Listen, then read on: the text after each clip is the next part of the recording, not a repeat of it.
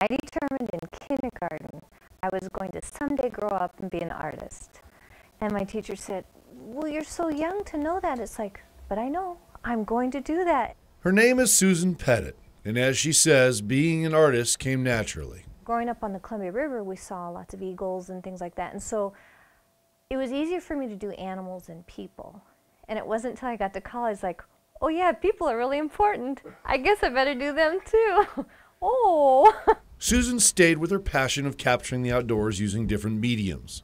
And it was her father, Jim, that first inspired her. He tied all of his own flies. And I can remember as a real little girl sitting there by the hours watching him with all the beautiful feathers and furs and the beautiful threads and metallics. And it's like, how can he take a pile of all these beautiful things and make a beautiful little piece of artwork? They so intrigued Susan that decades later she wanted to paint the steelhead and salmon flies in watercolor. So I said, Dad, do you have any more of those flies? He goes, well, I think if I dig around I can find some. And so he did.